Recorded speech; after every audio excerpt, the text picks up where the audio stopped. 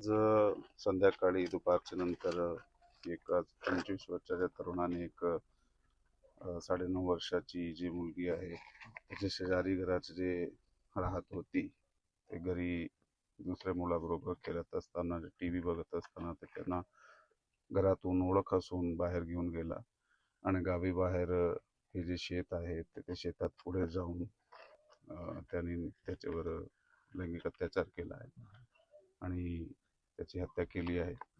ह्याचं जे आरोपी आहे त्याला ताब्यात घेण्यात आलेलं आहे आणि पुढील जे तपास आहे ते चालू करण्यात आलेलं आहे. सध्या आमची फॉरेन्सिक टीम जागेवर आहे आणि त्या जागेचा पंचनामा पाहणी हे चालू आहे आणि वैद्यकीय तपासणी जी आहे ती त्याची प्रोसेस सुद्धा चालू आहे. थँक्यू. दुपारी साधारणतः 2 वाजण्याच्या दरम्यान एक मिसिंग मुलगी झाली असे समाजामध्ये एक मेसेज गेला. त्याच्यानंतर त्या घरच्यांनी साधारणतः 1-2 तास 4 वाजेपर्यंत शोधण्याचा प्रयत्न केला. परंतु त्यानंतर घरच्यांनी तक्रार दिल्यानंतर डिपार्टमेंट इथं हजर झालं आणि डिपार्टमेंटबरोबर आम्ही सगळे त्यांच्याबरोबर मदत करत होतो. इकडचे ओढे असतील, विहिरी असतील किंवा ऊसाचं शेत असेल, ह्या सर्व ठिकाणी आम्ही त्यांना शोधण्याचा प्रयत्न केला.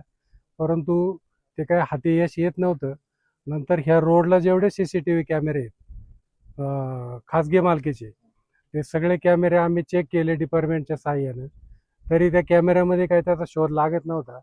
नंतर साधारणतः 8च्या दरम्यान संशयित एका आरोपीला त्यांनी ताब्यात घेतलं डिपार्टमेंटनी आणि ताब्यात घेतल्यानंतर त्याला त्यांनी त्यांच्या पद्धतीने विचारल्यानंतर तिथं पिंपळवंडीचं लेंडेस्थळ आहे. त्या लेंडेस्थळाचा एक ओढा आहे. त्या ओढ्याच्या कडेला त्यांनी तिथं त्या चिमुरडीला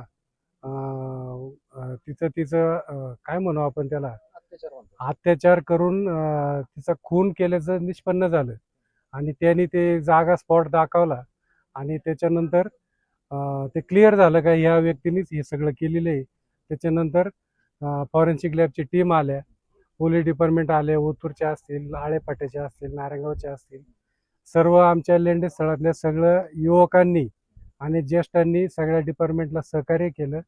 त्यांना हवं नव्हते रात्रीच्या वेळेला टॉर्च वगैरे किंवा अंधारात इकडं जाणं, तर आमची मुलं पहिली पुढं जायची, नंतर डिपार्टमेंटला सहकार्य करून डिपार्टमेंट यायचं. त्याच्यानंतर त्या बिचाऱ्या मुलीचा मृतदेह तिथं सापडला. त्याच्यानंतर फॉरेन्सिकची लॅब तिथं गेली आणि हा सगळा घटनाक्रम पाहिला.